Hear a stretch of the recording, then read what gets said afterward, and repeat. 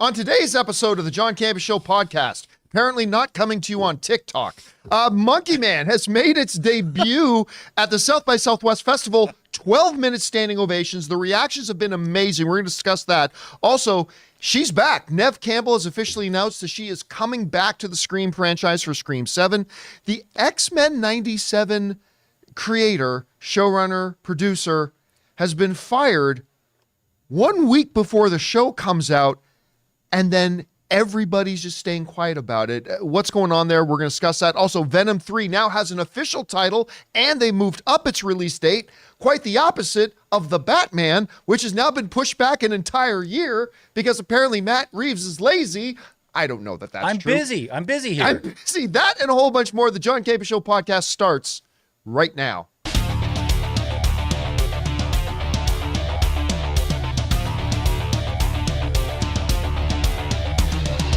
Well, greetings and salutations, everybody. Welcome to the best damn movie-related show on the planet Earth, the John Campea Show podcast, coming from right here in our quaint little studio. I am, of course, your host, John Campea, and it is an awesome honor and privilege, as it is every day, to have you, our international friends, gather around as we talk about our favorite things in the world, movies and movie news, TV and streaming, and all sorts of good stuff. Not just giving you our opinions, but giving you some background and context so you guys can form your own well-informed opinions, whether they're the same or completely different than ours. I'm joined in studio today by Ray Ora. Cheers, baby. We got Jonathan Voico. Morning. Writer, director, producer Robert Meyer Burnett is here. Dude, I wish I was Japanese after that last episode of Shogun. Oh, don't even get me going. Most importantly, you guys are here. Thank you so much for being here and making this show part of your day. And here's how today's show is going to go. We're going to start off by talking about all those topics that I just listed off. Then in the second part of the show, we're going to take your live comments and questions. If you guys have a thought, theory, opinion, question, observation, whatever you'd like us to address on the show, go ahead and use the super chat feature in the live chat and send that in. And as long as it's appropriate for us to read on the show, we'll read and address it on the show. Also, quick note to all of our beloved YouTube channel members. We have our channel members. I was trying to come up with a new name for it, but we're just going to call it, as always, our town hall. We're going to have a channel members town hall get together today at 3 p.m. Los Angeles time. I'm sorry, I said 4 p.m. Los Angeles time. Here on the channel, only channel members can attend. So if you're one of our YouTube channel members, whether you've been a long time YouTube channel member, maybe you're one of the people, lucky people who got one of the gifted memberships in the last few days, come on by and join us for that at 4 p.m. Los Angeles time. There's 10 more about to join. They're there. Did somebody then Tor just gifted 10 more YouTube channel memberships to our viewers. Thank you, Tor, so much for that, man. All right. With all that down, let's jump into it, shall we? And get started with this. Every once in a while, a trailer drops, and it doesn't happen often because we talk about the news of movies being announced and of this person joining this and all that kind of stuff long before any trailers drop. But every once in a while, a trailer drops where maybe you forgot about it or whatever, but it just kind of came out of nowhere and it makes you drool. Dev Patel's Monkey Man is one of those movies for me. If I had heard about it, I had totally forgotten about it. And out of nowhere, this trailer drops, and I just watched it again. And then I watched it again because it looks awesome. Well, they did the debut for Monkey Man at the South by Southwest Film Festival going on. Our friend Scott Mance is down there right now, and a few other people. And the first reactions coming out are incredible. Sean Chandler, who appears on this show from time to time, is down there. He said a 2-minute long standing ovation in a packed 1,200-person theater for Monkey Man. # Dev Patel. The distracted Tatiana says, I think I've never been as proud of a career trajectory as I am now of Dev Patel's. From Skins to Monkey Man, he has created a hard-hitting action masterpiece that in full of pulsating emotion throughout. Thank God it's coming to theaters. That's where it should be going. A movie guy writes, Monkey Man, every bit of this movie is earned. A powerful revenge story that goes through the gamut of action with powerful force. Dev Patel with a directing debut that rips. Also coming to us from Frederick Nudie, who writes, Monkey Man, directed by Dev Patel, is one of the best action movies of our time. His directorial debut, and he absolutely executes it masterfully. Visceral and action-packed with a new style unseen before. People are going to absolutely love this. Talented as hell. And J Buck writes, Dev Patel delivers a 1-2 punch with his directorial debut, a superb blend of meaning story, deep message, twisted comedy, kung fu homages, and badass action. See image below. A bit uneven with its pacing, but you can't deny the guy has a great future ahead. God, I don't know what's and it goes on, and it goes on, and it goes on. And you know what? South by Southwest is not always the most, I mean, it's not like French audiences, but it's not always the most friendly to films at times, even though it is a wonderful film festival. Sometimes, you know, the good movie fans, our fellow movie fans down there in Austin, have a distinct inside knowledge. They understand film, they appreciate film, but they appreciate good film, and they don't mind telling somebody when they don't think their film's very good. But apparently the reaction to this has been just incredible. And Rob, it's rare when we see a trailer that just blows our minds, and then apparently it actually delivers on that promise. I mean, how many times have we seen amazing trailers and the movie was either okay or pretty good or not good at all? I love hearing what I'm hearing. Is this what you were expecting? Where's this on your anticipation level right now? What do you think? Well, I was talking about this, you know, even on my own channel. Remember, this movie was the movie that Jordan Peele saw. Mm-hmm. And he's like, he went to bat. He went to Universal. He has a deal there. He said, look, I want to release this movie theatrically. He put his name down. He put his reputation down. He put his company's reputation down. And this is what I like to see in Hollywood, John. People putting their money where their mouth is, people that can see great work, and not only do they support it, they get behind it in ways that Jordan Peele has power now in the industry he didn't have 5 years ago, and he was utilizing it not to necessarily benefit himself, but to benefit great art. You know, and I'd like to think that's the kind of thing we would do if we were in a position of power and saw a great movie and be like, you got to put this out in theaters. And it's exactly what we're talking about. These other, as movies get canceled or taken off a schedule or whatever, you have a filmmaker who didn't have to do this, but he saw something that probably was awesome, that he loved, and he thought everybody else should love it too. You know, and Dev Patel, who would have thought, you know, first time filmmaker like this coming out with a yarn that, as everyone says, rips. Good on him, man. This is exactly what we want to be happening. We as film fans, we as fans of great cinematic art, we're seeing the emergence of a new director, and we're going to win in the theaters. And that's what's so cool. The only person who's not going to win is my friend Steve, whose first Omen movie is coming out on now the same day as this movie. Oh, I didn't know it was on the same day. They're going head to head at the box office, although I've heard it's good. You know what? I couldn't be happier for a guy like Dev Patel. Dev Patel, I mean, whether it was like Newsroom, which by the way, that was an underappreciated show. That show was brilliant. Newsroom, going all the way back to Slumdog Millionaire, The Green Knight. I mean, he's just a guy who has always carried himself so well. Yeah. Every time he's been given opportunities, he makes the best of those opportunities by really showcasing himself. I had no idea he had the director's itch because he also directs this movie, but I'm very excited to see this film. Guys, question is for you. What do you think about the reactions coming out of South by Southwest for Monkey Man? Is this a film that's been on your radar? Maybe you didn't even like the trailer. Whatever you guys think, jump down into the comment section below and let us know your thoughts. All right, guys. With that down, let's talk about this, shall we?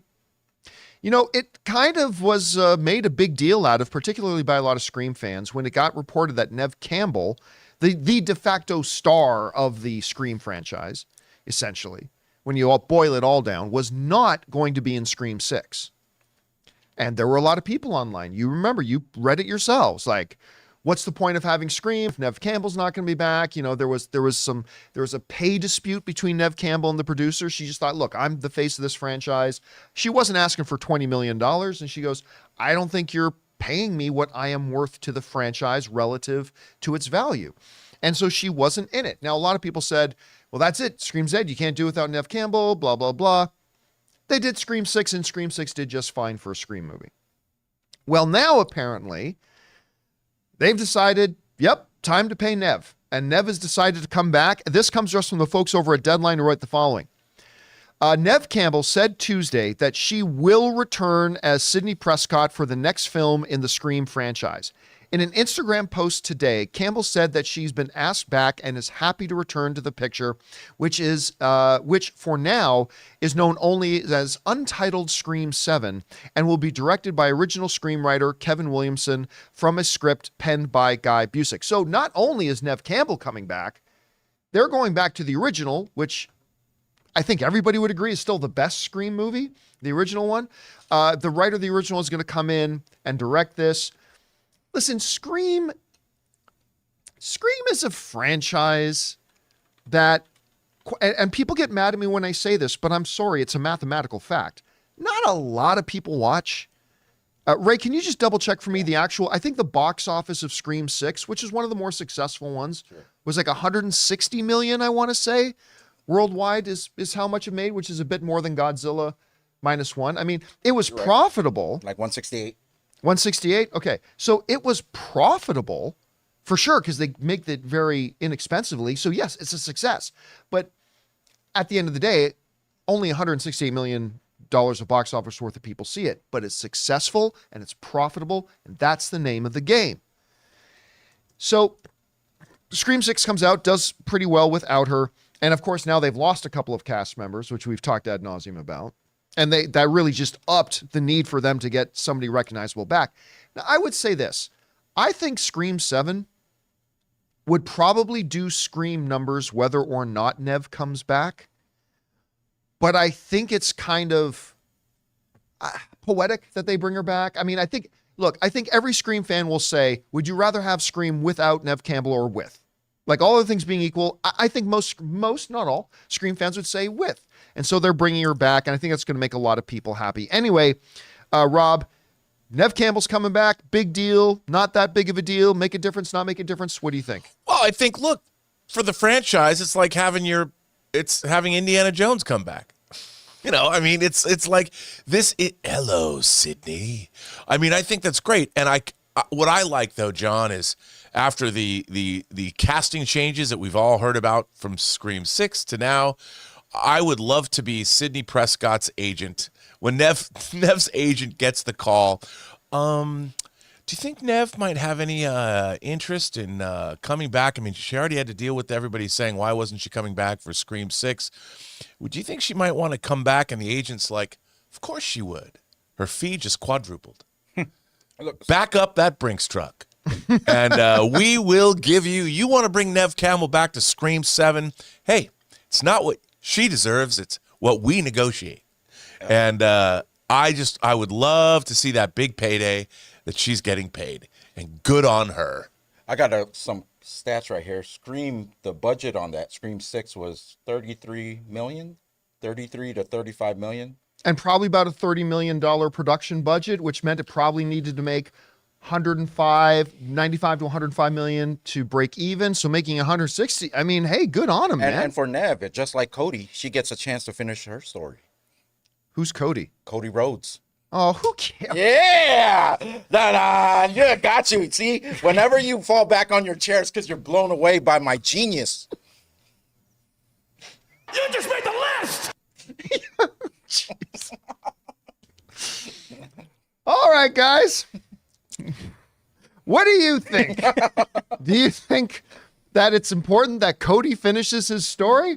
Do you think that Neve Campbell needed to return? Do you think Scream needed Neve Campbell to return? Is this good, bad, indifferent? Whatever you guys think, jump down into the comment section below and let us know your thoughts. All right, guys. We still have a couple more things to talk about here, including the X-Men 97 showrunner's been fired, and everybody is staying dead silent about it. Venom 3 gets a new title and an advanced release date.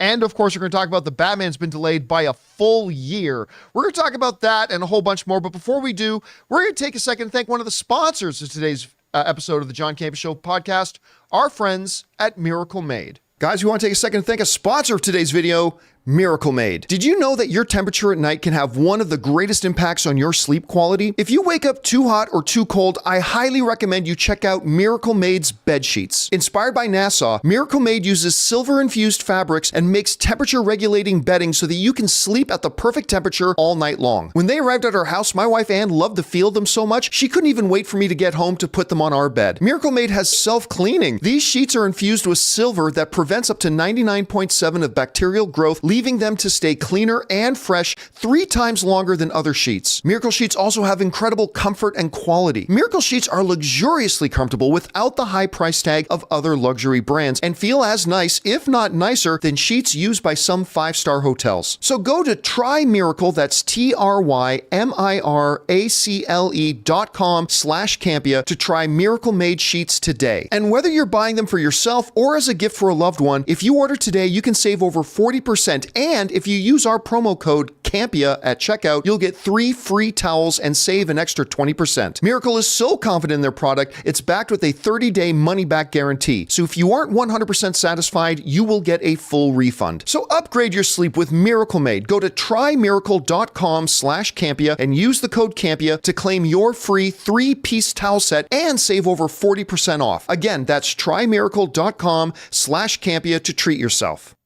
And thank you to our friends at Miracle Made for sponsoring today's episode of the John Campea Show podcast. All right, guys, with that down, let's move on to this, shall we? X-Men 97 is getting ready to come out in just a little over a week from now, I believe. And there's a lot of people excited. I'm not going to pretend that I'm super excited about it, but I mean, I did love that old X-Men animated show. I really did. And so a lot of people have been very pumped and excited to see what they've got coming. Now, every once in a while in Hollywood, we hear about a story of, they just started shooting a movie and they replaced the actor. I believe that happened in Back to the Future. Obviously, it happened in Lord of the Rings as we got a new Aragorn come in and all that kind of stuff. But it's very, very rare. I'll go so far as to say, Rob, I can't think of a time off the top of my head that like a week before a show comes out, the creator, showrunner, producer gets fired off of that show a week before it comes out. And and it's very, very, dare I say, sus circumstances. Oh, wow. That are surrounding it. And listen, let's go over. We're going to read a little bit of this at length because it's a very odd situation. Hollywood Reporter says, in an unusual situation on the eve of a project's debut, the writer-producer who worked on the Moon Knight and Blade will no longer be promoting the show and moving forward with seasons. Earlier this month, Beau DeMayo was in the midst of a particularly busy time at Marvel Studios. The writer-producer was preparing for the launch of X-Men 97 at the Disney Plus series he created as a continuation of the beloved 90s Fox Kids show. DeMayo, a Marvel regular who regularly wrote on live-action series Moon Knight, as well as other drafts of the company's delayed but still upcoming vampire thriller Blade, had completed writing duties on the season 2 of X-Men 97. Like, the first season's coming out. He's already done season 2, 97. He was lining up a press and making plans to attend the show's Hollywood premiere March 13th. That's today. He was even discussing those ideas, loose ideas, for a 3rd season with members of his team. But early last week, Marvel and DeMayo suddenly parted ways. His company, listen to this, his company email was deactivated, and cast and crew were informed that he was no longer on the project. DeMayo's Instagram account, once a source for X-Men updates, was deleted. No reason for firing was given. Marvel had no comment. DeMayo's representatives did not return calls for comment, and emails to the showrunner yielded no response. All right. We have seen creative differences, right? That like the most legitimate reason for a studio and a creator to part ways is creative differences, right? And that's a fair, nobody's at fault kind of situation. We want one thing, you want something else. No problem. Let's just not work together on this project. Nothing wrong with that. Totally common. Happens. No big deal. But Rob, I can't imagine that 1 week before the show comes out, season 2's already written. The deactivation of social media accounts, the shutting down of company emails, the no responses from comments. This is clearly, let me be careful. I'm not a fly in the wall inside the offices there, so I cannot pretend to know for a fact what's going on. So I don't. Just be clear about that. But clearly, common sense dictates. This is not simply a creative difference split. Something bad happened. Yes. I mean, and like this, because, you know, under a situation like this, if it was like a creative differences, like they wanted to do something, we just didn't want them to do it, they would just say, hey, we wanted different things. We wish them well on their future endeavors. The creator says, it's been an honor to work on a project like this with the wonderful people that I've worked with, and I look forward to my future stuff and blah, blah, blah. But delete social media, shut down email, no comment why they got fired, no response to why they got fired. Look, let's be very, very careful. We could go down some dark paths here, right? We could. Obviously, like, my first thing is, was there some kind of accusation? Did something happen behind the doors? Is this a personal issue with DeMeo? I mean, obviously, it might not be any of those things. This is pure wild speculation. But something bad happened, Rob. And I wonder if this is going to kind of cast a shadow over the launching of this series, and are there going to be lawsuits? I mean, I don't know, but you read about this. Can you recall another situation that might be likened on this? I can't think of any off the top of my head. And what do you think's going on here? Well, like you, I don't want to speculate other than, yeah, it's bad.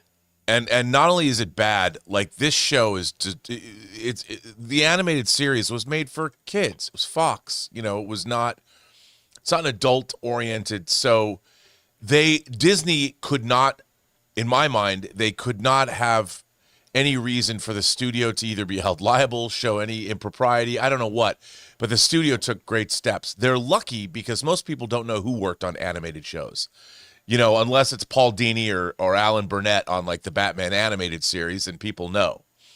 This show, not so much. And if people go back, they'll always associate this with the original version of the show from the 90s. So Disney, I think, knew that, took that into consideration. But here's a creative that was ensconced at Marvel, working on live action and animated shows.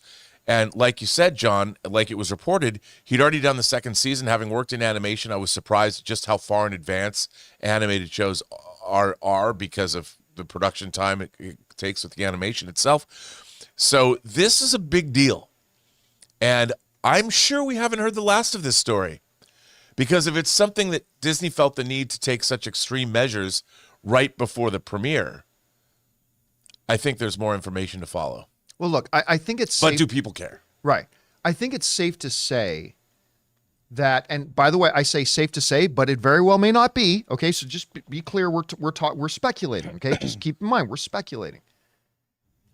I will be shocked if this isn't an HR issue.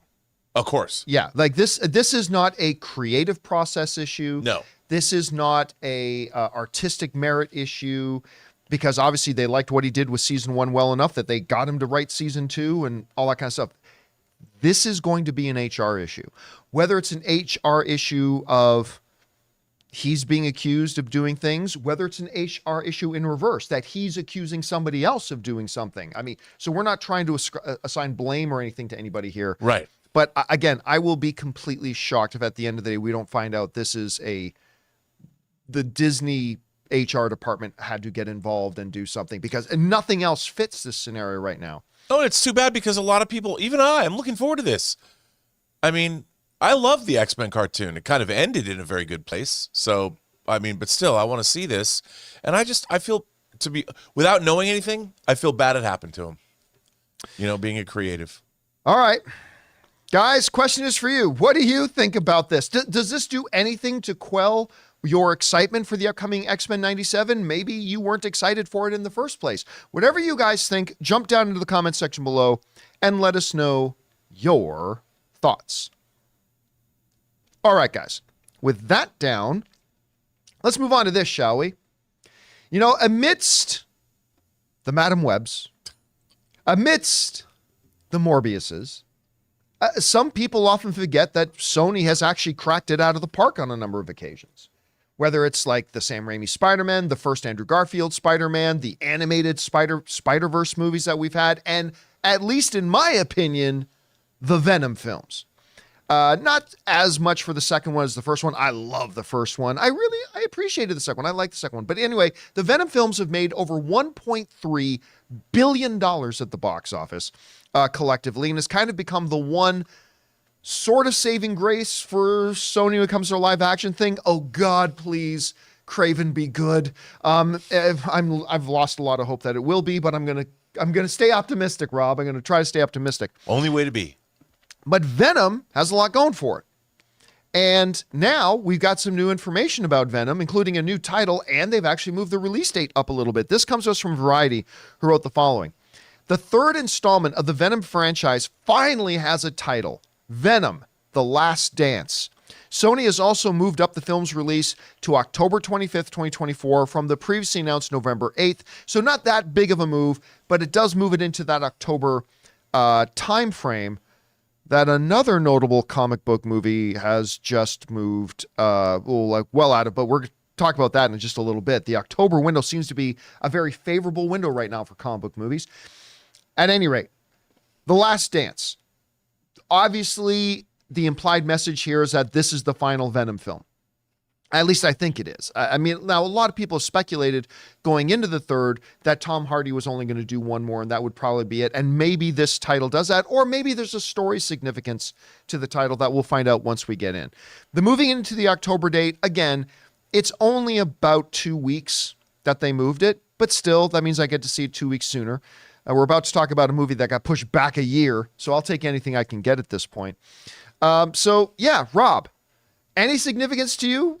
Like when it comes to the title, Venom: The Last Dance, the date move, where's your excitement, lack thereof, for Venom 3 right now? What do you think? Maybe Lady Gaga is playing Harley Quinn in it, and it's another musical. No, big crossover. I think that that's an interesting title. Is that the last dance for Eddie Brock and Venom? Is it the last dance with Venom and somebody else? Either way, I'm intrigued. I mean, look, I don't think these Venom movies, John, are high art, but they're highly entertaining. You know, and well for put. me, I never even liked Venom as a Spider-Man villain. I thought it was too crazy, but people love Venom. Yeah. And I think the Venom movies were done in the spirit that they should have been done in. Like, you could have made it dark, more realistic, more. Would that have worked? Brooding. Yeah. I don't know. I think, look, they're entertaining for what they are, and I think that they. I Let There Be Carnage, I thought was a lot of fun. Andy Serkis did a great job directing that. And this, I mean, if it follows suit, maybe it's the Return of the King of the Venom franchise. You never. The Return of the King of the Venom franchise. I mean, or at least I'll settle for the Rocky 3 of the Venom franchise. You never know. I mean, that's what I'm always hoping for. So to me, obviously the studio has faith in it, moving it up, getting a little bit more playability before you get to Thanksgiving and the holiday season. So I think it was, and look, I'll watch anything Juno Temple is in. So I'm excited. Love her. I think it's cool. Well done, Sony. By the way, did you read this morning, they're re-releasing all 8 of their live-action Spider-Man movies? Yeah, theatrically. Theatrically. Wow. This is the 100th anniversary of Columbia, a.k.a. Sony. Yep, all of them. And by the way, for Juno, like, when you look at Ted, the success of Ted, right? Not Ted Lasso, not to be confused with the Although Teddy the Bear Ted TV series is pretty funny. a lot better than I thought it was going to be. But when you look at Ted Lasso, I mean, Jason Sudeikis already had a career. A lot of people got big names from Ted Lasso, but haven't done a lot of big stuff since. Like, Juno's got this. She was incredible in the Godfather series on Paramount. What was the name of it again? The Offer. The Offer. Which was a whole series. If you hadn't seen it, guys, it is worth getting Paramount Plus for by itself. It's called The Offer. It's a series just about how they got The Godfather made, and she's terrific in it. She's fantastic in it, and I kind of like seeing that. And my one worry, though, about Venom 3, and it's a worry. It's not like this ruins everything. I'm just saying I'm concerned. That's all. Maybe my concern turns out to be valid. Maybe it doesn't. Is that it's a first-time director. And I just don't think it's a good idea for first-time directors to do big tentpole stuff like a Venom 3 as their first outing. But she did write them. Yeah, she did. But I agree with you. Let's just go back to X-Men, the Dark Phoenix, right? Because you had the X-Men veteran. Why am I freezing on his? Simon Kinberg. Simon Kinberg, who we like very much, who wrote tons of comic book material, knows the comics inside out and backwards, and decided he wanted to direct. Okay, great. Cut your teeth on something smaller. $20 million budget thing, a $30 million budget thing, an indie project, something. Learn how to direct. Came out of the gate and directed Dark Phoenix. And like a lot of people, when I raised that as a concern, because I love Simon Kinberg, but when I raised that as a concern, a lot of people said, well, John, what are you talking about? You're crazy. Nobody knows the comics as well as he does. Knowing comics and knowing how to direct a film are two different things. And yes, she does know this, and she has made these films with Tom Hardy, but she's never actually done the job of a director before. So again, it might work out great, and I hope it does, but I'm a little concerned. I'm a little concerned by this. I would have liked to have seen Andy Serkis come back again. Yeah. But I think he's kind of shifting his priorities to maybe prestige kind of projects at this point. But at any rate, guys, question is for you. What do you think about this? Venom 3 now has a title. Do you like it? Do you not like it? Does it elicit one of Venom's stories a little bit that maybe you think you know what they're going to be doing here? However you guys think about it, jump down into the comment section below and let us know your thoughts. Okay, guys. With that down, let's move on to this, shall we? Matt Reeves Yes. is a phenomenal filmmaker, all right? Phenomenal storyteller. We all know this. However, we on this show in years past and others have pointed out that expeditious has never been one of the words you would use to describe Matt Reeves. There have been several times that he's had projects that a lot of people would go, now it's delayed. Where is this thing? Where are we in the development of this? And that has happened. It's happened with the Batman franchise itself. And now those questions are being raised up again because this movie, which was supposed to come out in October, there's that month again, in October of 2025, has now been pushed to October of 2026, a full year. After what year did the Batman come out? I'm going to say 2022? No, probably 2021. I'm going to guess. Anyway, Ray will look that up. Sorry. And as Ray's looking that up, 22 is right. 22. it was 22. So we're a couple of years on now. This comes to us from the folks over at Deadline. Matt Reeves' The Batman 2 is no longer opening on October 3rd, 2025, a new launch pad for comic book movies. Instead, it is going a year later on October 2nd, 2026. We hear the new date is due to the aftermath of the dual strikes. Bullshit. Sorry, something in my throat. The spacing will also give some distance from James Gunn's Superman, which is hitting cinemas on July 11th, 2025. That film will kick off Gunn's and Peter Safran's new DC Studios, the first phase titled Gods and Monsters. All right. So, first of all, that this is getting delayed by a year due to the strikes, fuck you, stop lying to us. That's not. Because you know what? Thunderbolts got affected by the strikes, and it seems to be a lot of projects have been affected by the strikes. Your first movie came out 2 years ago. You had a lot of time before the strikes. You, as an individual, could be doing a lot of thought processing. Well, there's the Penguin show. But there's the Penguin show. But you already knew the Penguin show was there. Yeah. Right? You already know the Penguin is there. So I don't buy for a minute the idea that, oh, this is due to the strikes. A lot of projects delayed, affected by the strikes, not all of a sudden moved by a year. So I don't buy it. My personal speculative thought on this is just another case of Matt Reeves working slow. We've heard very little in the way of any script updates. We've heard very little in the way of any kind of development. I think, and some might say, John, what is wrong with an artist taking their time? Hey, listen, I don't disagree. I don't disagree with that, but call it what it is. Could it also be that he's working on the Arkham series for DCU? But again, that was something that was already on the books.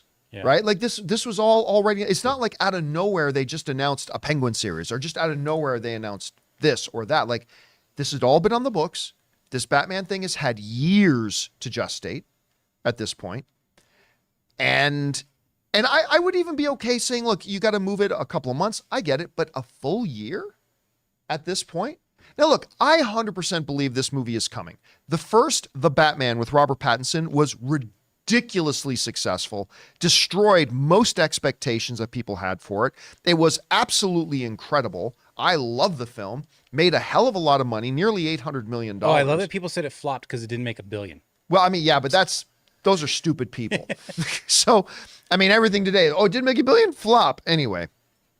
I mean, all success, it's going to happen. It will happen. And I cannot wait for the Penguin series. It looks amazing and all that kind of stuff. Now, the one thing that maybe I could see that would logically explain this is I could understand them saying, hey, we got a little delayed because of the writer's strike, but it's not like you were supposed to go into production today.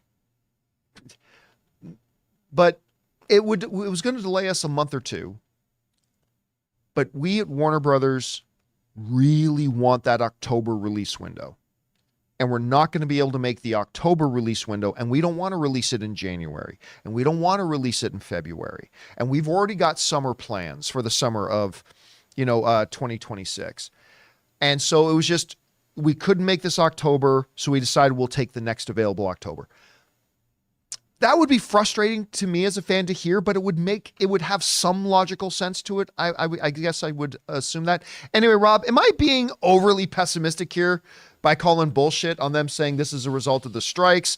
How do you feel about the full year move? What's your observations on this? Well, the funny thing is I interviewed on this channel on Designing Hollywood, Greg Fraser, who shot the Batman. And I asked him about that. I said, what about Batman 2? And he was very diplomatic. He said, look, I don't even ask anymore.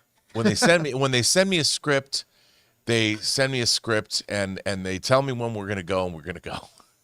And I said, I don't know what, I said something effective. So have you seen a script? And he said, there's just, whenever they tell me we'll go. And I was sort of reading between the lines, and I sort of got from him that there wasn't a script yet and that he had no idea, and he wished he did know.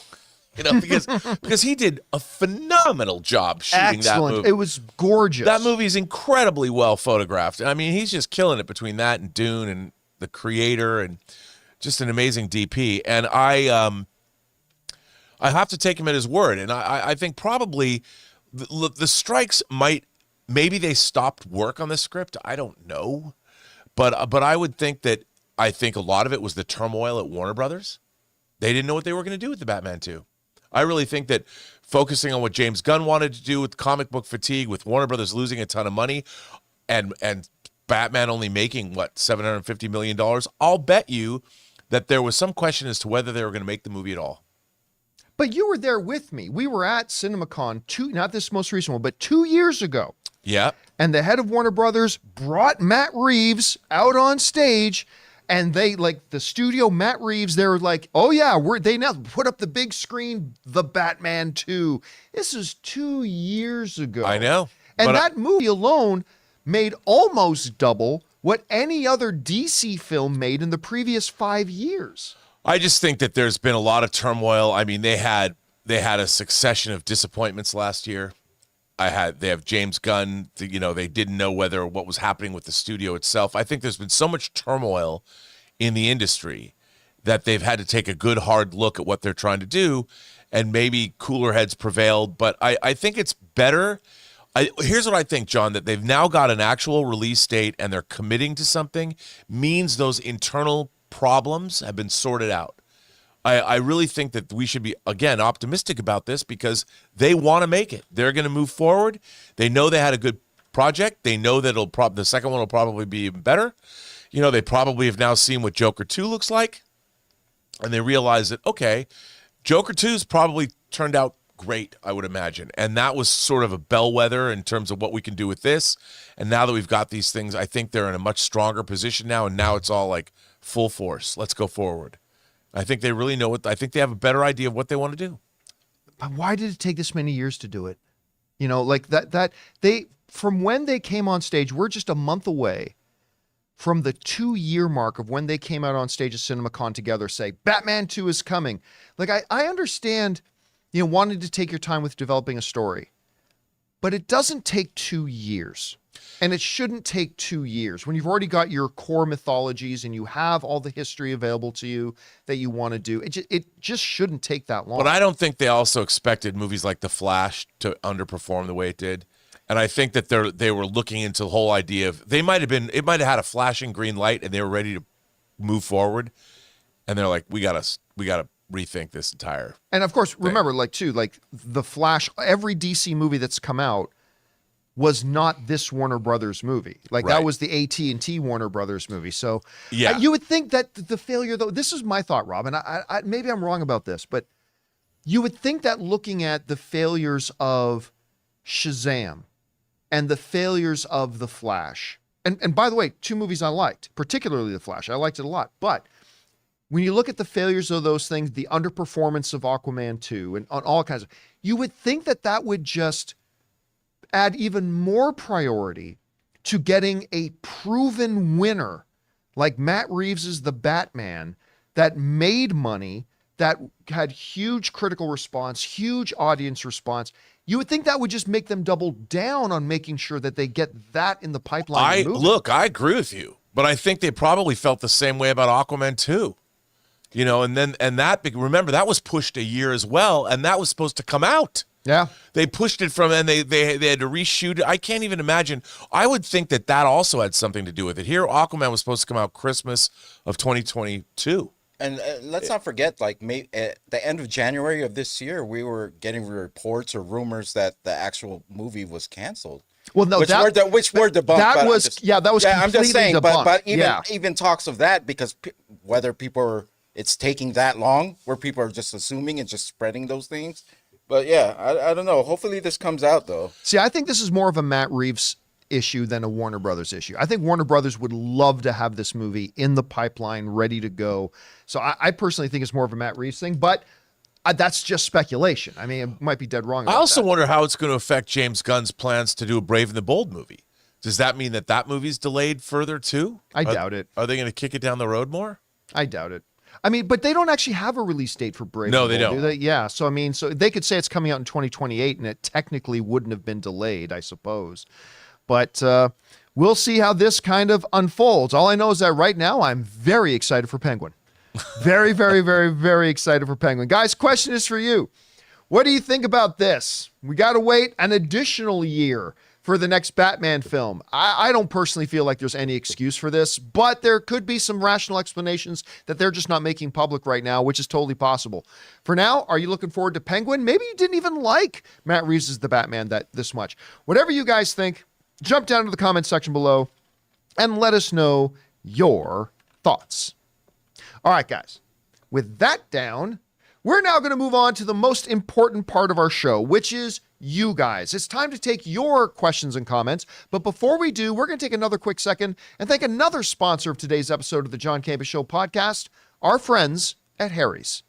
Guys, we want to take a second to thank a sponsor of today's video, Harry's. You know, guys, in order to start the John Campea Show, I had to leave my high-paying corporate job in order to set myself up to be happier and enjoy more personal success. Because sometimes to get what you want, you have to challenge the status quo and blaze your own trail. And that's exactly what the folks at Harry's did. You see, at Harry's, they saw customers getting ripped off by questionable products in the shaving industry and decided to do something better. Harry's decided to pave their own road by making beautifully designed razors for a fraction of the price of the other big brands. Exceptional products, honest prices. That's Harry's. I have fallen in love with Harry's, from their foaming shaving gel that feels just luxurious on the skin, to their incredible razor that feels just as good in the hand as it does going over your skin. They've got rich, lathering, skin-softening body wash in scents like redwood, wildlands, and stone. You see, Harry's provides German-engineered blades made in their own factory that stay sharp longer. You can get a 5-blade razor, weighted handle, foaming shave gel,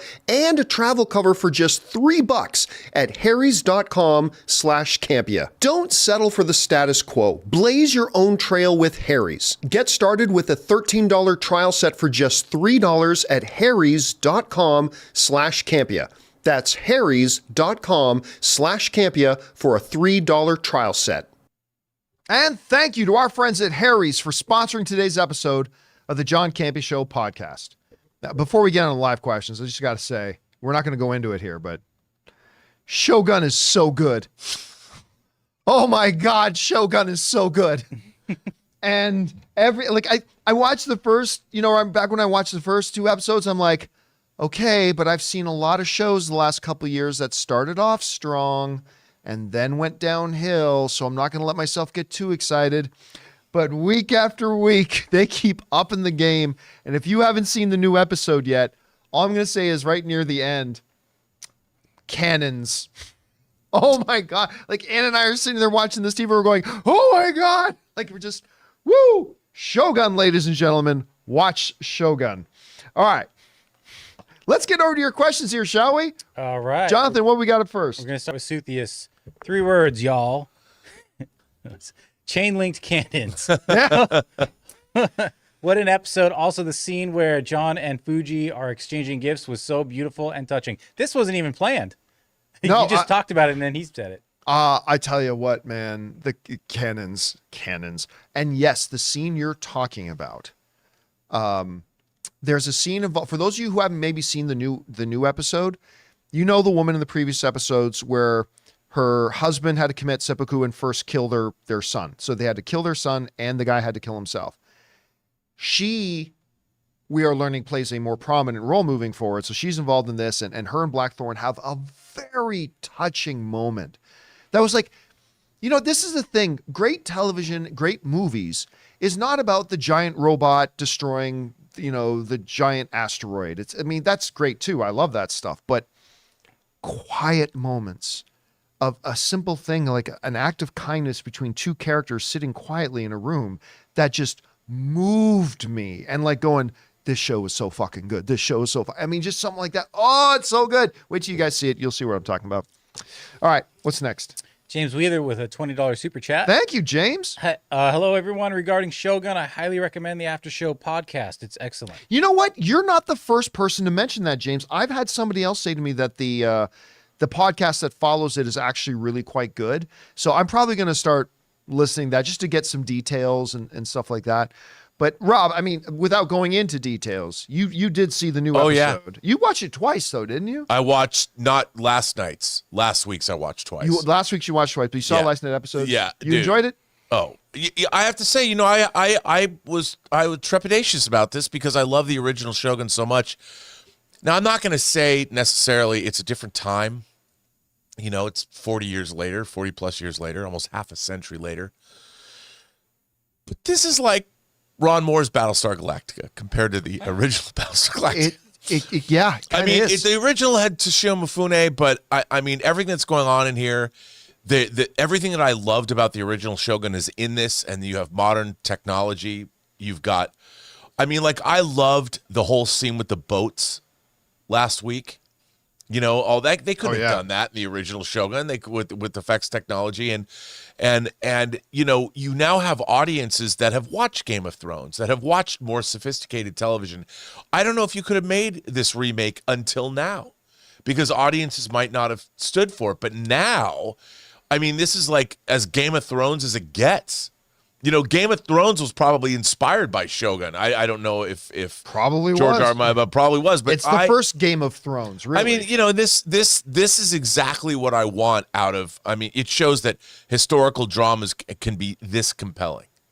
Completely agree. It's so good, dude. And the acting, I thought I would hate the guy, the Cosmo who plays Black. I didn't think with his first scene, I'm like, this guy ain't Richard Chamberlain. And I don't know if this is going to work, but he's sold me. I am totally on board with him now. He's great. Wow, get a room, guys. Jeez. And the girl from Monarch who plays Mariko, Dream Girl, Sama.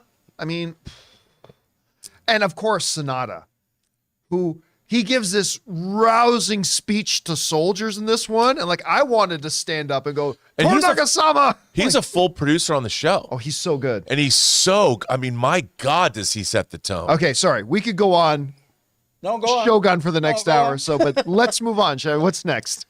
Jay Loco says, "Damn, 2026, and this is supposed to be Batman after year 2." I hope Jimmy G pumps out movies 3 and 4 faster because Bobby P gonna get old quick. Not really sure what I just read. Well, Bobby P is Robert Pattinson. Yeah. Twilight boy. Jimmy G. Did he say call James Gunn Jimmy G? Jimmy G pump out. Yeah. Yeah. Well, again, listen, I'm frustrated. It should not take this long to get this, especially when it's a proven winner. There's nothing to think about. And it shouldn't take more than 2 years to write your script. Especially when you're somebody as talented as Matt Reeves is. And I know I'm complaining about Matt Reeves today, but that's because I love Matt Reeves, and I love his stuff. And it should be coming faster than this. Anyway, all right, what's next? Alpha says, "I will keep it vague, but after watching Dune 2, I was like, isn't my grandfather's nephew actually my uncle and not my cousin?" I thought the exact same thing. Now, I guess it depends. There is a way you can refer to somebody's, but yeah. Wait, let me think about it. Yes, it should be his uncle. That's actually a very good point. Anyway, all right, what's next? Zelda Master says, "A year ago today, I lost my grandfather. Oh, I'm sorry to hear about a that. good Canadian kid. Just thought I would send some love to another one in his honor." That's very, very cool, man. I lost my grandfather, my Italian grandfather, my nonno, about 2 years ago. I'm named after him, actually. My grandfather, Giovanni, is who I'm named after. My dad's dad. And it's, man, there's something, it's different from other losses we can feel. There's something very specific about the loss you feel when you lose a grandparent, especially one you've been close to. But anyway, I'm so sorry to hear about your loss, and thank you for honoring him that way and bringing him up. All right, what's next?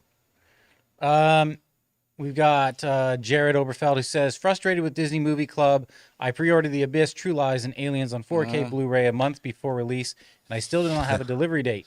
Best Buy would have delivered by now." Rob? You had this? Rob came in. Okay. Did you not have the Oh same yeah, situation? dude. I pre-ordered at Amazon. I got a thing. We don't know when your delivery date is. The delivery date was supposed to be yesterday. Here's what happened. Disney, wanting to get out of the physical media business, had no idea how many people. Look, The Abyss has never come out. Yeah. It wasn't even on anamorphic DVD. Right, It came out on. So here you have these James Cameron titles, and they should have known this in the wake of how well their Avatar titles sold, both the new 4K of Avatar and Way of Water. I mean, you'd think with Disney, with all the analytics and polling they do for their upcoming product, that they would have. There is no one left at Disney. They don't have a physical media department anymore. And they have so many layers of approvals now. Before, I used to work for Disney Home Entertainment back in the aughts. I produced a lot of stuff for them. And they had an incredible home video department. It's been completely dismantled. They had no idea what has hit them. I heard that there are tens of thousands of discs in the hole. And one of the problems is, John, there's only one disc manufacturer in all of North America, and it's in Mexico. So they have a huge supply chain problem. And these titles were, I mean, this was their premier titles. So of they the should have year. stopped taking orders. Like once they hit their maximum, they should have stopped taking orders and then maybe reopened orders later on once they had more supply. I think they just had no idea how many people were going to be interested in these titles. What are the chances that these people, or you and everyone else who hasn't gotten it, won't get it at all? Oh no, they'll Well, yeah, fulfill the orders. they've said that I'm sure they're paying money through the nose to get it, because what they weren't able to do was to deliver to the Walmarts and to the Targets what they had promised them. And so Targets had taken pre-orders, Walmarts had taken pre-orders, Amazon had taken pre-orders that they now can't fulfill. So those companies have egg on their faces who pride themselves on delivering on release date. So this is a really bad thing, but it's typical when it comes to physical media now. So it happened with Oppenheimer too. Universal had no idea how many things were going to be sold. All right, what's next? Amin says, "Best cinematographer from this list: Greek Fraser, Roger Deakins, Emmanuel Lubezki, Chivo, or Hoyt van Hoytema. Hoyte? I never know. It's Hoyte. Okay, Hoyte, yeah. Anyone not here that you like more? I mean, Roger Deakins. always Roger goes- Deakins is kind of like the John Williams of his craft, really. I mean, Hoyt's just is killing it right now. Chico Obviously. did Remnant though, right? Yeah. Revenant, and that Yeah, he was did. amazing. The funny thing is all of those guys are amazing. You know, I wouldn't put one over the other. I mean, you're looking at a pantheon of gods. They know their way around cameras. All right, what's next? Will Lambert says, or is it Lambert? My wife and I are expecting our first kid. In a Oh, week. wow. Congratulations, man. I'm debating what the first movie I show her is going to be. Jonathan, do you remember the first movie you showed your kids? A little different for me because they were their stepkids, so they had already seen stuff. So, but they had never gotten into Star Wars yet. So I remember the day I started them on their journey of, episode 4, New Hope and forward. So there's that. And I made sure I showed them Disney's Sleeping Beauty. Yeah. Like whenever Ann and I decide to have kids, the first one I'm going to show them is not actually going to be Star Wars. That's not the first movie. I mean, it's going to be the one they will learn to love, but it's not going to be the first one that I'll show them. I actually think the first one I'm going to show them is Beauty and the Beast. I think that'll probably be the first movie that I sit down with them and show. I think that would be a good one. You know what? I take that back. congratulations. Oh, go ahead. It was Fear and Loathing in Las Vegas. That's a good one. And congratulations on little Optimus Prime, because a girl can be named Optimus Prime too, right? John? For those of you who Dude, don't I know why mean- Ray said that, Anne actually floated the idea of naming our first kid Optimus. No, there has to be an Optimus Prime baby somewhere. Yeah. Transformers, do they have gender? Why not? Well, they put boobs on RC, so I guess so. How does it make sense that a robot has boobs? Not really sure. All right, what's next?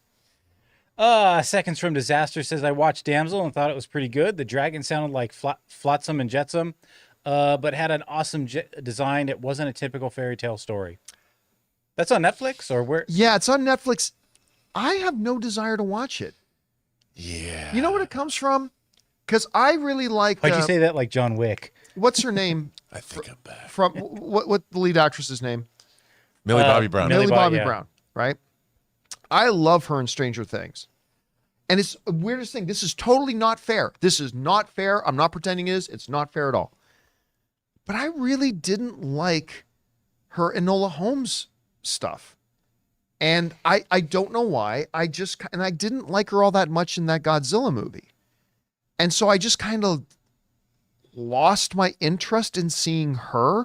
And it's unfortunate because me not liking the Enola Holmes movie isn't her fault at all. And I really like her in Stranger Things, but I just don't have any interest in seeing this movie. Maybe if I hear more people say they really enjoyed it, I'll check it out. But I haven't as of yet, and right now I don't really have any plans to. Have you watched it at all? Have any of you guys watched it I yet? haven't, No. but I like you. I don't. I don't have Netflix right now. I haven't heard great things about the whole show in general. All right. But I'll sample it. I'll watch the first episode, maybe. Okay, what's next? Okay, speaking of Optimus Prime Rib says, just watched the 2021 West Side Story, and wow, may not be top 10 Spielberg film, but it may be a top 5 directing job for him. Amazing stuff. Look, the first thing I said to Anne when that movie was over was that movie was a directing masterclass.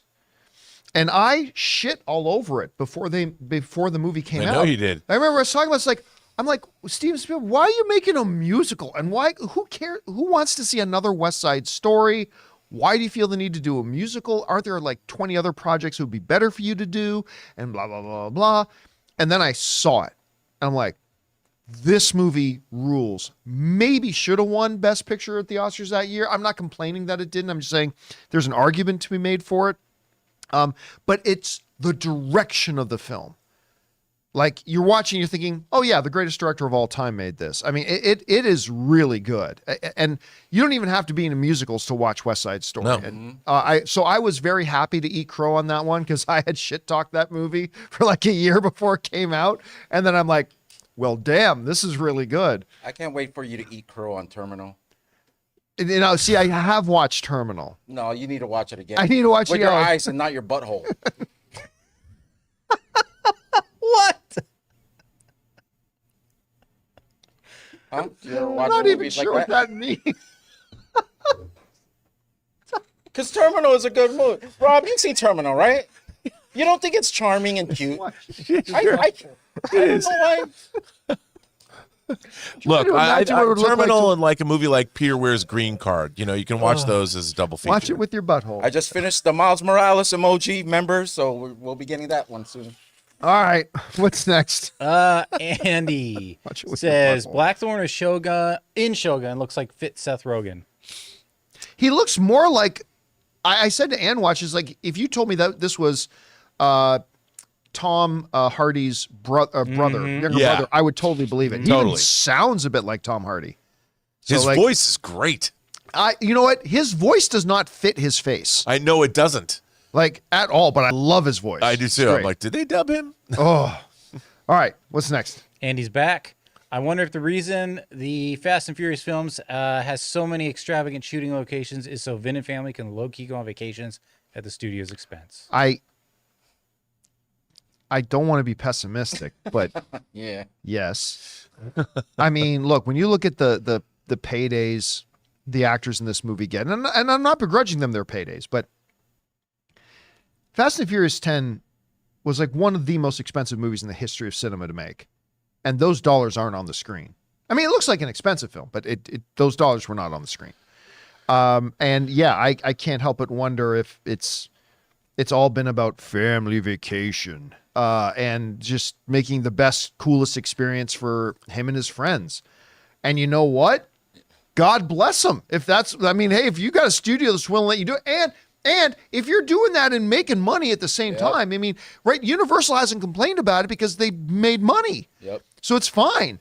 So listen, if Mint Mobile were to come in and say, hey, John, we want to finance like whatever you want to do on the show for the next year, then guess what? We're doing a show on location in Rome. And then we're going to do the John Campea Show Dubai. in Dubai and Hawaii and Paris. And that's what I mean, I'll do that too if somebody else wants to put the bill. So much movie news in this beach. So much movie. Oh, news this all over beach the has so world. much movie news. Everywhere you go. All right, what's next? All right, we got Chubbs who says, sucks to hear about the Batman 2 being delayed. I was really looking forward to it. I guess there was something in the way. Something in the way. That was pretty good. Dun, dun, dun. That wasn't bad. That wasn't bad. All right, what's next? Kyle says, hey crew, where are we? Hey crew, John, when it comes to box office numbers, why do we look at domestic for opening weekend and worldwide for total? Thanks, bring on the filthy. Yeah, we've talked about this before. Okay, so the reason why when you're talking about box office, the reason you only talk about domestic box office when you're talking about opening weekend is because that's the only way that everything's being judged on an even playing field. For example, when one movie opens, it does not open in the same countries as other movies open, right? One movie may open in North America and 15 other markets on one weekend. Another movie may open in North America and 27 markets on the same weekend. Another movie may open in North America and 2 other countries, and another may open worldwide on the same day.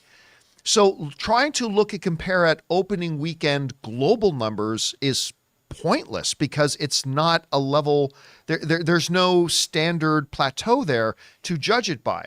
Therefore, you just look at, when you're talking about opening weekend, you just look at domestic numbers because that's the only true level playing field to look at it from. Then when you're talking about the end of the box office run, well, now it is a level playing field to look at the global numbers, to look at the whole world. This is how much money this movie made because it's on a level playing field again. It's finished its theatrical run. It's done now. Now we can compare it. Now it's an apples to apples comparison again. Anyway, Rob, am I missing anything in that you can think of? I think you're right. I mean, but the overall box office that a movie earns now is in fact global. Yeah, 100%. I mean, that's and remember, like a James Bond movie will sometimes make twice as much internationally as it makes here domestically. And sometimes some movies even more of a percentage. Absolutely. Of that. Yeah. So again, opening weekend, you only talk in North America because if one movie opens only in North America and another movie opens in North America and 50 other countries, what's the point in comparing those opening weekend numbers? You just look at it that way. All right. Good question, though. All right. What's next? We've got Mr. Rice's thoughts on AI being used to clean up older films. I was looking forward to the Aliens 4K, but hearing mixed reviews on it. I have no issue with that. Listen, they've it's the same thing with 3D conversions. You use software to do it, and now it's just a little bit of a different type of software. I have no problems with it. I myself have used some AI tools that take a low-res image and turns it into a beautiful high-res image. That's fine. But what we are seeing and hearing is that it's not quite there yet. Which was the movie that they just did it to, and the reports came out that True Lies. True Lies, and that some of the scenes look a little bit off and didn't quite work. I mean, the thing is, we now have the capability to present films on home video to look exactly the way they looked when they were made. The thing is, though, we have a whole generation of people that have grown up watching on their 4K displays or whatever Pixar movies, and they're used to seeing razor sharp images. Right. When you go back and you look at a film where the special effects, whether you look at Ghostbusters or Close Encounters, optical effects, John, as you know, when you were shooting them on an optical printer, putting them together on an optical printer, and they look grainy. That's just the way things are because they're older movies. But nowadays, if they have the opportunity to clean that up, that's why they remastered the original Star Trek series. They redid the visual effects because the live action stuff looked great, but the old effects composited looked very dirty and grainy. So, all right, it's a preference. What's next? Spencer Nielsen says, since both Kong and Godzilla movies have now won Oscars for VFX, and both characters are creations of VFX, should the upcoming God X Kong be marketed as starring 2 Oscar winners? This is a joke. Yes. It was so Why funny. not? Bring it on. About Godzilla -1, the one time One time. Academy Award winning film on that. I mean, listen, I wouldn't put it past them to do it and to do it with tongue in cheek, because why not? By the way, I just want to point out a comment in the live chat. Kane Legion says Dune Saga equals basically, it says basically Terminator without time travel. I thought it said, when I first glanced at it, I thought it said Dune Saga equals basically The Terminal without time travel. I say, that's an interesting comparison. Dude can't touch it. All right, what's next? We have Juan Diego. This is basically a $20 super chat. Thank you, Juan. Greetings from Colombia. Now, just so people know, they might be seeing that. It's like, this dude just sent in an $80,000 super chat. Yeah. It's in a different currency. It basically works out to be around $20, just so you know. Okay. Yeah, I'm going out to get a car on the company. Yeah, time for that Rome John Campea show to happen. Yeah, there we go. Greetings from Colombia. I love Dune so much. I bought all the board games. Nice. You know them. If any, you should check them out. Dune, A Game of Conquest, Diplomacy, Dune Imperium, Dune War for Arrakis. They're spectacular. Those sound fun. Ray and Ryan were just over yesterday. Yeah. And right on our dining room table is this big Dune game. Anne ran out and bought a big Dune board game. I don't know what the name of that one is, but it's one of them. She's very excited to play it. Anne and I both love board games. We love tabletop, actual pen and pencil, laptop kind of role playing games like Dungeons and Dragons. That's where we play that. We also just love playing board games. But yeah, she's got one. I don't know which one it is, but she's got one for sure, and we're looking forward to playing it. All right, what's next? Omar Lopez says, what does it mean that The Marvels is the #1 movie on Nielsen as the most watched across all streaming services in February? I guess it means a lot of people waited to see They it. don't want to pay for it. I mean, look, that we've talked about this. This happens with the streaming stuff sometimes, is that a lot of people didn't go to see it in the movie theaters. Yeah. And so they're checking out. And guess what? When Madam Web hits streaming, I'm not saying it's going to be #1. A lot of people are going to check it out. Yeah. To see Like, even if it's out of morbid curiosity, Sure. a lot of people check it out. But it's still a Marvels. It's still an MCU movie, The Marvels. It's an MCU movie, a movie that I still don't think was actually that bad. I thought it was pretty okay, but definitely not up to Marvel standards. It's another mediocre Marvel film, but still, it was all right. Most people didn't go see it. So yeah, I'm not really surprised to hear that a lot of people. And 2 of those checking out characters were born from streaming. So And you know what? That's an excellent point, Jonathan, is that 2 of the characters, I mean, one of the reasons, not the only reason, just one of a collection of reasons, but one of the reasons that I said long before the movie came out that it was going to struggle at the box office is that 2 of the 3 main characters are only known to people who watch streaming. right? Like the people who aren't watching the streaming, they're like, we have no idea who this Photon and who this Captain Marvel is, or Ms. Marvel is. No idea who they are. On streaming, it's a little bit more of a friendly playground for them, I suppose. Now, I do not expect the Marvels to be the #1 streaming movie for 4 months straight, but it's not shocking to me to find out that it was #1 because a lot of people didn't see it in the first place. All right, what's next? We got Marcus Skiles, who says, just watch, $20 super chat. Thank you, Marcus. Just watch season 1 and 2 of Reacher for the first time.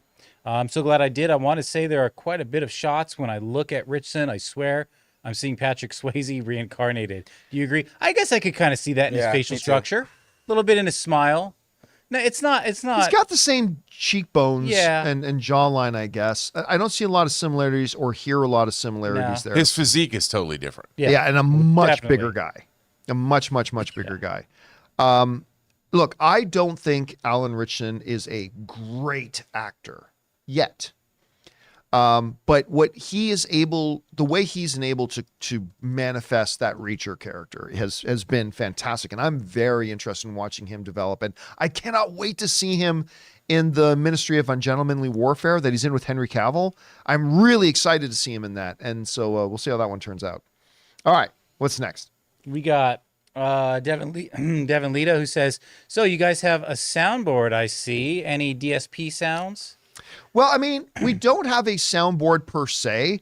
It's just that we figured out a way to use OBS to use, because what's happened, what we have done before is Jonathan has had these series of physical buttons in front of him that would make sounds. The problem is that you guys could probably barely hear them. Yeah, it was like distant. Yeah, because you would just hit these buttons and they would make like physical sounds and you can hear them. So we figured out a way to actually use OBS to trigger the sounds instead of getting a soundboard. And I think it's been much more effective. I think it's worked a lot better. We do it for you, man. All right. What's next? Charlie Lives. John, the Cody finishing his story is one of the biggest stories WWE has done in years. Bring on the filthy. So is because of earlier. So is the Vince McMahon criminal stuff. That doesn't mean it's good. Oh, wow, did I go there? Whoa. We're in a phase of trying to forget right now. Look, Cody sucks. All right. By the way, I'm just kidding. I don't really know much about. You're really trying to egg people on. I saw him wrestle at WrestleMania. He was very good when we were at WrestleMania. Anyway, all right. What's next? We got Sam Fisher, who says, if they ever remake The Seven Samurai, cast Sonata and Kanbei Shimada. Yeah, well, I mean, in anything. But we're only saying that because you know Sonata. Right. Yeah, I mean, it's like saying, well, if this movie gets made, it's got to be Denis Villeneuve who directs it. Well, you're only saying that there would be a lot of people who could play it if they were remade. By the way, they have remade it. It was called The Magnificent Seven. And then they remade it again, and they remade it again. So I think there's many actors who it could be, but I wouldn't complain if Sonata was one. Battle Beyond the Stars is another. It's another one, riff. Yeah. Absolutely. All right, what's next? Wrong one. Now we're on to our member chats. Hey, this is Andrew says, I was employed at PlayStation for 9 years and was part of the layoff last week. Oh, sorry to hear about that, man. Just want to thank you and the crew for the show. It's been helpful to listen while I work on my resume and deal with the stress of it all. You know, I always say one of the great things about movies and the communities that celebrate them is it is a great reprieve for us. Like we get to, our problems, our troubles and everything are still there once we come out of the movie theater or once we come out of the conversations about movies. But it's a great reset. It allows us to just think about something else for a minute, to make us feel happy and joyous and whatever. And the problems are still there, but maybe then when we come out of them, though, we're a little bit in a bit of a better position to deal with the problems that we have.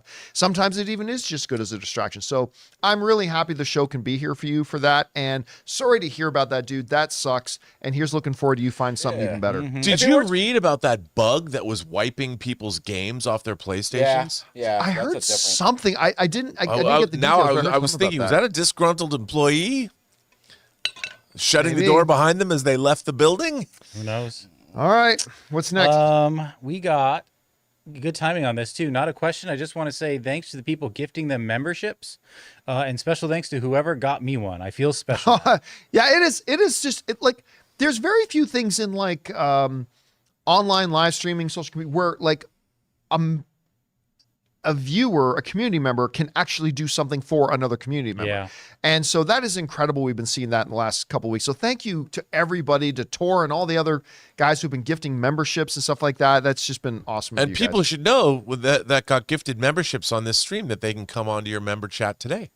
That's right, because we have our channel members town hall meeting today at 4 p.m. All you members, come on by and join me for that. It's pretty cool. All right, what's next? Eternal Variant says, hi, John and crew. Invisible Season 2 Part 2 comes out tomorrow. Are you guys watching? Probably meant Invincible. Oh, yeah, Invincible. No. I mean, I'll catch up on it. I Yeah. will catch up on it later, but I don't think Season 2's been great so far. Really? Yeah, I really like Season 1 a lot, but I don't know what it is. It's just lost something to me. Something about Season 2 has just been lost for me. And maybe it picks up. And I will watch it at some point. James Wheeler just gifted 10 more memberships. Thank you, James. What is going? I will watch it at some point. I'm not going to do it tomorrow. Probably not going to do it this week. It just hasn't been. Have you been catching up on? Are you up on Invincible Season 2 yet? I watched the first half like you. I was like underwhelmed. I really liked the first season. Oh, the first season's great. Yeah. All right. What's next? CJ Rebirth says, a toast to Coleman Flamingo, John Chasinki, and to my lovely wife, Charlize Theron. Jimmy Kimmel's cameo was just the best. I'll tell you Man, what. if I was there, I would have given him such a big hug. That moment was so funny. Look, this year's Oscars, again, I can't remember the last time I truly loved one of the Oscars. I loved this year's Oscars. It was so good, and so many great moments like that. And then the camera cuts to Charlize Theron and the look on her face when he said that. It was gold. There's so much good stuff in that. All right, what's next? We got Alan who says, happy Wednesday, Campea crew. I really liked X-Men Days of Future Past. Would you say they use time travel well in it? One of the favorite scenes that still gives me chills is when young Xavier meets old. I don't even know if I classify it as a time travel movie. I mean, the way they use it is different than the way any other show or movie has ever used it before. But I suppose you can make an argument for that. That would probably be one of the examples of a good, like, I think there's a couple of good uses. I hate time travel in time travel movies, but there are a couple of great examples of when it's used excellently. Star Trek IV: The Voyage Home, Back to the Future. And if we're going to count Days of Future Past, yes. And listen, I think I just rewatched it again a couple of weeks ago. I think Days of Future Past is one of the greatest comic book movies ever made. I think it's a solid top 10 greatest comic book movie ever. I just love it. And as an X-Men movie, like not including Logan, I think it's by far the best X-Men movie. Not including Logan, I think I agree. I mean, Yeah. it's so much fun to watch. Yeah. With that opening battle with all the, you never got to see people like Bishop before, and to watch them fight the Or Sentinels. watch Blink really do her thing. I know. Would you It was, consider Pleasantville time travel? Pleasantville? The one that's black and white. Yeah, and where they're in the present. I don't and then know they that went they- back and then I don't think I count that one as a time travel. that movie is pretty good. Isn't I it- like that is it- movie is pretty good. That's I a don't pretty good recall movie. exactly, but isn't it just as they like aren't as naive, like they start to see the world in color? They're not. Yeah, once they traveling. start, like, so it's, Oh. Yeah. Reese, it's a younger Reese Yeah. Witherspoon. Is that Tobey Maguire? Tobey Maguire. It is Toby and that's Reese in that, right? Witherspoon. Yeah. That was such a good movie. I liked it. That is a good movie, actually. It really is. All right, what's Okay. next? Nataku says, if Star-Lord really comes back, what movie do we think he'll come back in other than Secret Wars? It does say Star-Lord will return. Yeah, Star-Lord will return. I mean, the thing about him just being on Earth is it could literally be in anything. Yeah. I mean, he could come back in a new Captain Marvel. Not that I think they're going to do another Captain What Marvel. about the new team that was assembled? Maybe he's a part of that. What, And Thunderbolts? No, Guardians. Remember at the end they have a new team? No, no, 'cause that's without him. they surely clear that he's not in Yeah. it. Oh, he's not right, in the I Guardians forgot. anymore. Sorry. right? I thought he was. So it won't be Guardians, but I mean, he's back on Earth. It could be in it could be in Blade. It could be in. How dare you? I mean, he could pop up in Agatha, which apparently they changed the name of that show again. Did you hear that? Oh, they did. a From third time? Yes. it was the dark. It was the It was Covenant. it was Darkhold Diaries It was is it? Darkhold Diaries. It was Covenant of Chaos. Yeah. And I believe what I've heard, they've just changed it now again to just Agatha. Oh, Agatha. I just feel like 97. that's cleaner anyway. I think it's a better title. I really do. I think look, I like the Darkhold Diaries. That's pretty cool too. But just Agatha. I just don't know why they didn't call it Agatha. all the To time. begin it. I agree, Right. right from the beginning. You know what, Rob? As it turns out, it was Agatha all along. Yeah. Wow. As it turns out. All right. That was awful. I regret saying it. I regretted saying it as it was coming out of my lips. But true. But true nonetheless. All right. Mr. Max Moore says over under 75%. Avatar 3 makes $2 billion worldwide. Under. It's going to make tons of money. Do you think it's petering out now? Well, what Something that makes one. I can never use the phrase petering out to something that makes $1.7 billion dollars. No, but I mean, if it's not, Well, what did Avatar 2 make? that's what I'm looking up. What was the box office in that? 2.3. So I don't know, man. I'll still say under because It we're made getting into the 2.3? third film. Yeah. but it's gonna be a monster hit. Like regardless. Again, I'm not saying it won't.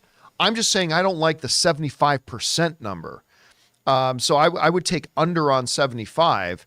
gonna But that is be- not me saying that it can't make $2 billion by any stretch of the I imagination. didn't even watch Avatar 2 in the theaters, and it made 2.3. Yeah. Man, people love Avatar. It was a really good movie, man. Yeah. I still remember after opening weekend and all those YouTube channels and everything put out all these videos about Avatar 2 crashes and burns. It's a huge failure. It's a huge flop and blah, blah.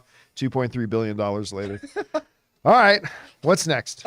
All right. We got Bungo Bilbo. Yeah. Hey, John, just a friendly bit of info that the phrase is when you assume you make an ass out of you and me. Oh, he knows that. That's his way of saying it. Yes. That's the point. Look, the saying is when you assume you make an ass out of you and me. that's how it's spelled. But I say Out of you and my twist on it is, you know what they say about assuming? Assume means you're going to make an ass out of you and you. So yes, I'm very familiar with the actual phrase. That's why I say it the way I say it. Yeah. All right, what's next? We got Culture War Diplomacy. Read up about Red Sonja. We don't get Red Sonja comments much. As a sword and sorcery fan, I want it to be good. I love a hood barbarian fantasy. As for clothing, look at Conan when talking about her sexy outfit. Are they still making another Red Sonja? Yep. Theoretically. Theoretically, because they said forever. Remember what's her name? Robert Rodriguez's girlfriend, Rose McGowan. Rose McGowan. They were gonna make one with Rose McGowan. They were? Oh yeah, they announced it at Comic-Con. Rose McGowan was going to be Red Sonja. Robert Rodriguez was going to direct it. It was blah blah, and they said that for a couple of years, and then that died. And then a year or two later, they said another one they were going to do. But and for all I know, they're already in production on it. But I haven't heard anything. So Yeah, no, because Ashley Miller was gonna do one. Was he? Yeah, with Bryan Singer, I and then didn't know that got scuttled from Millennium, and then there's a female director came on board, I think. and I thought they announced a girl who was going to star in it, but I don't think it ever saw. I don't know. I don't know where they're at with it right now. All right, what's next? Let's see. Bat Snake says, John, hey crew, John, did you ever finish watching Reservation Dogs? In my opinion, it's one of the FX's best shows they ever made. Fun fact, Lily Gladstone was on the show for 2 episodes. Oh, I didn't realize. Yeah, I never did. I watched like a couple of episodes of it, and I really liked it. It's good. But I never continued with it. I kind of fell off of it. I don't know why, but I never did. Listen, FX is like really quietly just gone on to make some of the best stuff. I mean, one of my favorite shows of all time is obviously Sons of Anarchy. They did that. They're doing the Shogun thing right now. They're just like really killing it at the moment. All right, what's next? We've got Brandon Collins. What is the airspeed velocity of an unladen swallow? What is the answer to that? Well, it depends. Oh, he says, it depends. It depends. Are we talking about African or European? That's right. The African and European. Yeah. I still remember the first time me and my buddy Brendan watched Holy Grail for the very first time. I'll never forget that. By the way, since you brought up birds, have you watched the Gentleman TV series? I have not yet. I've heard good things though. Dude, Is it good? it's good. Really? Yes, Okay. I'm gonna check it's it out. good. Where is it again? It's Netflix. It's Netflix. It's a Netflix thing. Okay, I'll go check it out. Yeah, because I love the movie. You'll like this too. Okay, good. I'm in. Totally in. All right, what's next? Damien Short Film says, hey, John and crew, I remember a while ago Marvel announced the Silver Surfer and Nova show. Have those been canceled? Do you know anything about them? To the best of my knowledge, Marvel never announced that. Yeah, I feel like those were probably rumors. A series a long time ago. I don't think, and I could be wrong about this. I think somebody reported that they were going to do a Nova show, but I don't think Marvel. I could be wrong. I may not be remembering this right, but I don't think Marvel ever announced it. I don't remember the big trades ever. I certainly don't believe Marvel ever saying they were doing a Silver Surfer show. Yeah, Silver Surfer I never heard, but Nova was in the news for a little bit. Yeah, but did Marvel say they were doing that, or did somebody else say? So I mean, and that's the problem with this stuff, right? Like people just say and report things sometimes, and then like years later, somebody will go, Marvel said they were doing this. Well, actually, Marvel never said they were doing that, or DC never said they were going to do it. Somebody said Marvel was going to do it, but it wasn't Marvel, and that can be confusing sometimes. So again, about the Nova thing. Maybe they did, but I don't recall right now. Somebody, if you got a link to something, by all means, I'd love to see it. But I'm pretty sure Marvel never said they were doing a Silver Surfer show. And a character like Nova, I believe, was hanging on to the Marvels, the actual Marvels movie, because since he's sort of in that sphere, that area, yeah. So maybe we haven't heard anything. So I'm assuming it's scrapped. Right. All right. What's next? Paul says, hello, John and crew. I was wondering if there is any news about season 5, part 2 of Yellowstone. When are they going to start filming, and what's going on with 1923 season 2 as well? Thanks, and keep the great shows coming. I think the last part of season 5 of Yellowstone's already shot. I thought so too. Yeah, I believe I heard that's already shot. Now it's just about when they're going to air it, and I'm not sure when they are. I gave up on 1923. So I'm not following it at all. Here's the thing about 1923, and I was super excited for it because I like all the other Yellowstone stuff so much, but they promised me a Harrison Ford, Helen Mirren show. And it was this other guy's show with every once in a while special guest Harrison Ford and Helen Mirren. But I mean, all the marketing for that show was promising me a Harrison Ford, Helen Mirren show. And when they're on the show, it's fire. Yeah. When it's dealing with, a lion boy, who finds some English girl, goes, you are my life and breath and I can't live without you. Like stuff. I was like, I fucking hate this show. And I had no interest in that at all. And I gave up on it. And the show became all about that. And I was like, I'm not interested in this, which is too bad because there were a couple of really interesting things, especially like with the young Native girl and the Catholic system and stuff like that. I want to see where this goes. Well, I loved all the stuff going on back stateside. They didn't do anything with it. Yeah, no, I know. Native girl, lion boy. Lion boy. I kind of gave up on it. All right, what's next? Dominic Suma says, over under 60% will get another Ryan Gosling, Emma Stone-led film. 100%. Yeah, Crazy Stupid Love, La La Land are all in my top 5 or top 25 all time, so I pray for the over. I'm pretty sure that's safe. 100%. They are the new Tom Hanks, Meg Ryan. I mean, like everybody wants to see them. And in that moment too, there's a reason why when he's doing that I'm Just Ken thing, he went right up to Emma Stone. They have a terrific relationship. They are magic together on screen. Listen, Crazy Stupid Love is such an underappreciated, undervalued gold movie. There's the scene in that movie where Steve Carell and Ryan Gosling, and Steve Carell realizes the girl he's been talking about is his daughter, is like one of the best scenes ever. It is such a terrific movie. And like Ryan Gosling takes his shirt off in front of Emma Stone for the first time. She goes, oh my God, you're photoshopped. Or like, it's just, they have, and obviously in La La Land, they are magic together on screen.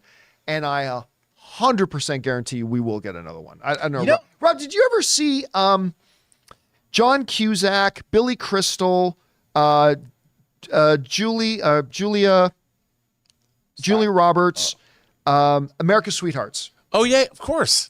Like they are America's Sweethearts. Yeah, they really are. They really are. I like America's Sweethearts actually. It's such a good movie. Yeah, I like. Who else is in that? So you also had Catherine Zeta-Jones. Yeah, is in that. Seth Green. Yeah, is in it. Rainn Wilson, unknown Rainn Wilson at the time. Good Pacific Northwest boy. Oh, it's such a good movie. No, I look. I love Ryan Gosling and almost anything he's in, but him and I love Emma Stone. I love Easy A. Oh yeah, Easy A is really good. Easy A is a great comedy. I mean, everything that guy was. I love Friends with Benefits. That guy's great. You know, it dawned on me too because Carey Mulligan obviously was nominated this year, and they were both in Drive together. So it's kind of interesting. He had a link with Carey Mulligan, Emma Stone. There was someone else that. Oh yeah. He's going to become the next the Kevin Bacon. What is it? 6 Degrees of Kevin Bacon. 6 Degrees. Yeah, it's true. 6 Degrees of him. By the way, apropos of nothing, I tried to watch Ricky Stenicki last night. It's terrible. It's terrible. It's terrible. And I was really looking forward to it. Listen, I love Zac Efron. I think John Cena has found his groove in comedy. William H. Macy is in it. Dang. I was so disappointed. And I love good, filthy, raunchy humor. Me too. Obviously, the best comedy the past 10 years is probably Joyride. Tons of filthy humor. But it was also funny and really good. This was really bad. Do you know what I knew it was bad because they set up this premise that these two. I mean, I don't want to go off on a rant. The trailer was fantastic. Yeah, they set up this premise, great. and then they spend the opening credits, so they give you this animated sequence that gives you all this information that they could have shot. They could have done a montage throughout their lives, but they didn't. They couldn't be bothered with that. I'm like, this movie's terrible after the animated opening. Although I will say, even though it was in the trailer, the one scene that made me laugh hard is a scene they show in the trailer when he's sitting with William H. Macy and William H. Macy's off. He goes, yeah, that Ricky Stenicki, he's got real balls. That's why I hired him. And then it cuts to Zac Efron. Oh, yeah, well, what the fuck did you just say? Yeah. Zac Efron's timing in that scene is gold, and I laughed my ass off. But everybody was good in it, but the movie's it's just terrible. Yeah, I mean, I was terrible bummed film, out. which is too bad because I love everybody involved with it. All right, let's, it's already 1 o'clock, but let's take a couple more. What's next? Don J says, is there a recent movie that you passed on seeing in the theater, but caught later at home and regretted not seeing in the theater? That's Avatar. Which one? Avatar. Oh, wow. Yeah. No, I did see that. That's a very, very good question. One that I passed on going to see and then watched later and thought, damn, I should have seen this in theaters. Nothing's jumping to mind, but that is an excellent question. You know what? Smile. I did see that in theaters, though. Yeah, I didn't though, and I wish I did. That's not a bad one. Great question. That's if I had more time to actually sit and think about it. I actually saw a screener. Somebody's saying in the live chat, Everything Everywhere All at Once. Yeah, a lot of people passed seeing that in theaters. Yeah. And then it became Best Picture of the Year, obviously. Somebody's saying Top Gun Maverick. Yeah, because you guys see Top Gun Maverick on the big Let's screen. do reverse. Madam Web. Movies we didn't take a pass on and wish that we did. We waited to Matter scream. what? Ricky Stenicki. All right. What's next? All right. Mordecai who says, if you got the opportunity to create any piece of Star Wars content, be a movie, series, game, etc., what would it be and why? Would be a movie. I mean, because Star Wars is movies. That, as far as I'm concerned, Star Wars is movies, and movies is Star Wars. So it would probably definitely be a movie. I mean, if I was given unlimited budget, I could do whatever I want and all that kind of stuff. Movie. Otherwise, I'd love to make a Star Wars game.